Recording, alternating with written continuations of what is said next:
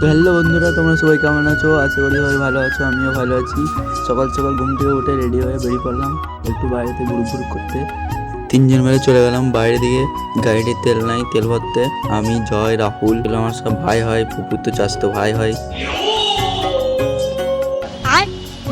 সাথে চলে গেলাম। এসে দেখছি আমার আব্বা একটা কচ্ছপ ধরেছে, খুবই বড় কচ্ছপ, ছিপের মধ্যেই ধরা পড়ে গেছে। দেখো খালি কেমন পালাচ্ছে। তারপর ওই দেখার জন্য সবাই গোটা গ্রাম জড়ো হয়ে গেছে। দেখো খালি কচ্ছপটা দুটো কাঁটা, একটা পায়ে লেগেছে, একটা মুখে লেগেছে, কিন্তু পায়েটা ছেড়ে গেছে, মুখেটা ছাড়ছে না বলে আব্বা বললো ব্লেড নিয়ে আই, সেজন্য ব্লেড নিয়ে এলাম ঘর থেকে। কিন্তু মুখটা কীভাবে ছাড়াবে, যখনই কাটতে আছে তখনই মুখটা ঢুকে নিচ্ছে। সেজন্য কাকা আবার পিঠে এবার টিপে ওর মুখটা বের করার চেষ্টা করছে। পায়েরটা কাটা হয়ে গেছে, মুখটা কীভাবে কাটবে সেটাই চিন্তা। তাও আব্বা অনেক চেষ্টা করছে যে কীভাবে মুখে বের করা যায় কাঁটাটাকে। দেখো কীভাবে খালি চিপে রেখেছে, হাত দিলে হাতটাকে মনে হচ্ছে পেঁচে দেবে, এমনভাবে খোলা যায় না কিছুতেই, কেমনভাবে চিপে রেখে দেখে না বন্ধুরা।